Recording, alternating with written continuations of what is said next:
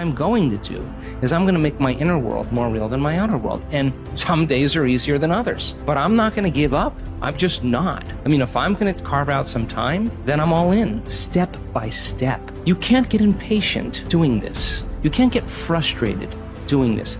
You can't get resentful doing this. You can't force it or control it doing it. I've seen what happens in the brain.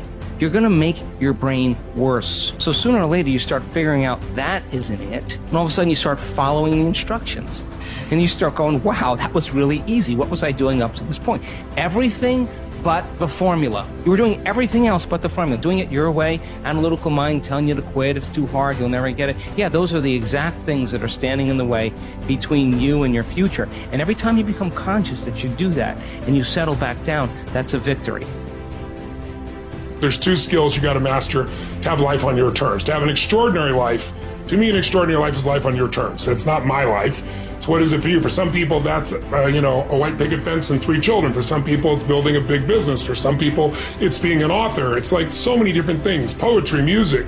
So everybody's got to find what it is that they really love. But the skills you got to master to have life on your terms is, one, the science of achievement. That's what you're describing. How do I take what I envision and make it real? And those are strategies, and they are proven strategies. There are certain rules of the game. If you want to be healthy and you want a lot of energy, everyone's biochemically slightly different, but there's certain rules. If you violate them, you're going to have low energy and dis-ease. If you align with them, you're going to have enormous energy and strength. Same thing around finance. Anyone can grow financially, but most people don't learn the basic fundamentals. And so they're missing the strategy. So that's strategy driven. And I spend a good portion of my life teaching people that. But then the second part is what creates lasting fulfillment. And lasting fulfillment, as you said, I always say progress equals happiness. If we're not making progress, we're not happy. But it doesn't require progress every moment and noticing it either. That's another catch-all. That's my lifestyle and your lifestyle, right? Our lifestyle is the formula that you described. But the really ultimate formula besides progress is appreciation, because you can make progress and then always having to make progress each moment to be happy.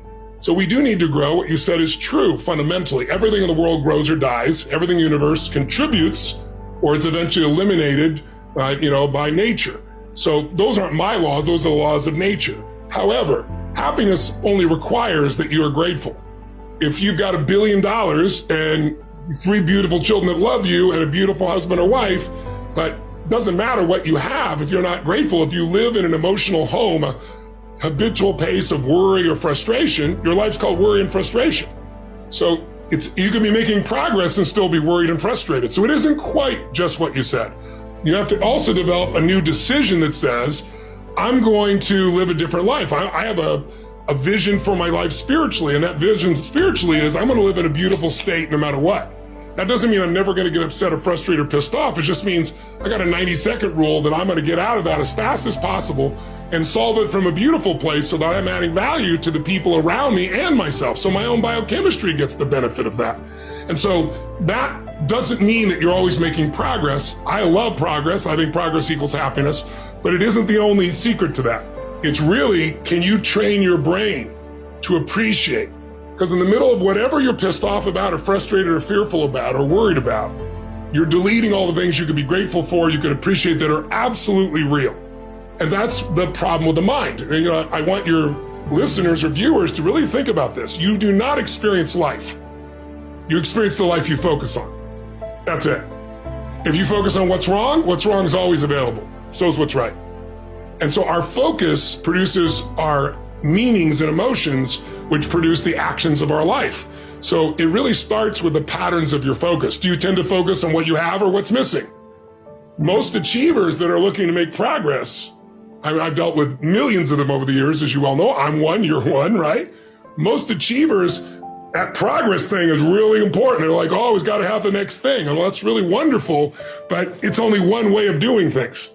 And so it's like saying to yourself, wait a second, I'm going to, regardless whether there's progress or not, I'm going to find the good in this. I'm going to find the great in this. And what that does is it produces a different fuel to live your life from. And from that fuel, it's easy to make progress. I used to tell myself I got really pissed off. My brain gets really sharp and fast and figures the answers. Well, that's true. But when I'm really in a great state, my brain is fast and quick and I enjoy it and people around me enjoy it. So it's also deciding how you're going to be, not just what you're going to do. And I think the combination of those is where the quality of life that people are really looking for shows up. When force of circumstance upsets your equanimity, lose no time in recovering your self-control, and do not remain out of tune longer than you can help. Habitual recurrence to the harmony will increase your mastery of it. It is my bad luck that this has happened to me. No, you should rather say, it is my good luck that although this has happened to me, I can bear it without pain, neither crushed by the present nor fearful of the future. Because such a thing could have happened to any man, but not every man could have borne it without pain. So why see more misfortune in the event than good fortune in your ability to bear it? The happiness and unhappiness of the rational social animal depends not on what he feels, but on what he does, just as his virtue and vice consist not in feeling, but in doing. Here's something else for those who make it today. Do what you know is right. Treat people like you want to be treated. Don't try and take any shortcuts. Don't try and cheat. Pay your dues up front. I believe, ladies and gentlemen, what goes around comes around. You can pay now, or you will pay double later. So do the right thing. There might be a tendency sometimes, because of the negative part of our consciousness and our own programming, for us to want to say, well, I'll just do it this time. It won't matter. Won't nobody know. Ladies and gentlemen, everything matters. And you know you're somebody. You know. I'd rather lose out on my dream doing the right thing than to cheat trying to make a shortcut to get to my goal. I want to be able to look myself in the mirror. And that's what you want to do. There's no saying, judge a man not by what he does, but by that he doesn't have to do. And to judge the true quality of a man is what he'll do when nobody's looking. See, there's some good out there for you in the universe that has your name on it. And nobody can get your good. It has your name on it. They can't take your stuff. It's your stuff. So when you know that whatever you're seeking, it's also seeking you, you don't worry. You don't run scared. You don't think somebody's going to take it from you. You listen to your inner voice, and you always take the high road. There will be the tendency, the natural inclination to take the low road. You must resist that. Repeat after me, please. I will always take the high road. I will always take the high road. And do the right thing. And do the right thing. No matter what. So then what about getting healthy? You may say, okay, I want to lower my heart rate. That's one of my goals. I want to lose, 10 kilos. I want to have more energy. I want to wear a new wardrobe and have a new relationship. This is the short-term goal at the beginning, and the long-term goal is at the end. And as long as you keep making the same choices, demonstrating the same behaviors, reproducing the same experiences, feeling the same way, you'll arrive at all of those goals. What about becoming abundant? You may say you want to be wealthy, and to me it doesn't matter. Wealth is a state of mind. You may want to start a new business. Once you start that new business, you may want to hire 2 new staff employees in 6 months. Then you may say you want to buy a company vehicle. And of course, then the next one is buy a new house. And then ultimately what? Make $1 million?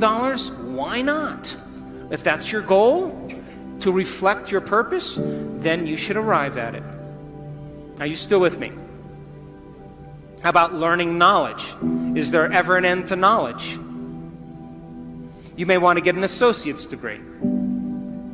And then you may want to get a bachelor's degree. And then you may want to get a master's degree. You may want to get a doctorate degree. The more competent they are, the better they are at doing something. The third thing is called accountability. Accountability means if you say you're going to do something, you do it.